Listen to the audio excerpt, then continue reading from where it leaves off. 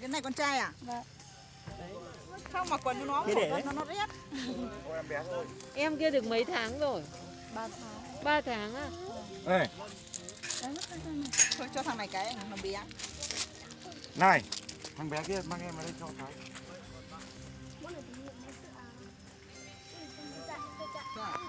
Này để anh hỏi em một tí nhé, xong rồi nói lại nhé. Anh hỏi một tí thôi. Em ở nhà em ở gần đây không? Dạ, em năm nay bao tuổi rồi?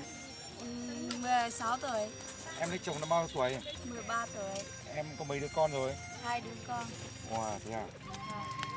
Thế bây giờ làm gì? Làm nữa thôi. Thế nhưng mà chị hỏi này, thế là bị chồng bắt à? Không phải đâu. Thế tự nguyện lấy nhau à? Vâng. Thế á? Chứ sao lấy sớm thế? Chỉ là xuế thì lấy. Lấy chồng không mà thích không? Nhưng mà có yêu không?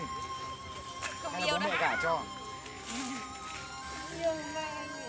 Ấy chồng bao nhiêu tuổi?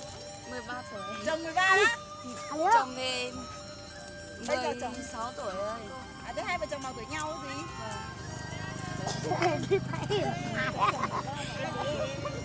Từ năm 16 là có 2 em rồi. 30 tuổi là ông nổ là đúng rồi. Cố gắng lấy vợ sớm nhá. Dạ vâng. Hãy quay clip cho nha. Hỏi rồi trả lời rồi ăn cam nhá. Nào xinh nào. Các chị bắt đầu nhá. Hỏi lại cái câu hỏi cũ nhá. Năm nay mấy tuổi rồi? Năm nay bao nhiêu tuổi? Em năm Gấu nay gấu em đừng ngã xuống Thế em ơi. Ngã ơi. Ngã em ơi. 16 tuổi á. 16 tuổi mà đây là con thứ nhất à? Đây con thứ hai à? Thế mấy tuổi lấy chồng? 13 tuổi. Ôi lấy sớm thế. Sao lấy sớm thế? Đâu? Không sớm á? Đứng gần vào đây không ngã nào. Em ơi cho con đứng gần vào đây. Em này đứng gần vào đây. Ngã đấy. Thế ở nhà làm gì? Ở nhà làm nuôi. Làm nương á, thế chồng đi làm hay vợ đi làm? Cả hai người đi. Con cho thế này.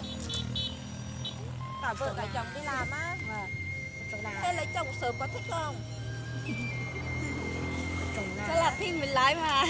Mới lấy à? Chồng có đẹp trai không? Có. Thế à? Vợ xinh gái thế không trách gì chồng đẹp trai nhờ. Thế chồng hôm nay đi làm nương à? Thế trồng bắp hay trồng lúa? Chồng thôi. Trồng ngô á? Vâng. Thế hàng ngày ăn ngô á? Vâng. Ăn ngô với gì? Thế em này em bé này thì hạn bố mẹ gì có ăn đã cho ăn gì chưa? Ăn rồi, ăn cháu rồi. Đã ăn cháo rồi. Vâng. Sớm quá. 4 tháng trở ra người ta mới cho ăn. Thế nhà có gần đây không? Ở Thế là- đâu? Năm 13 tuổi lấy chồng, 14 tuổi là có con à? Hay là 13 tuổi có rồi? Em 14 tuổi mới có mà. Thế à? Mấy bạn nhỏ này ơi đi vào đây. Thế làm như nào mà lại Đi có vào gần con? đây. Anh cũng biết mà.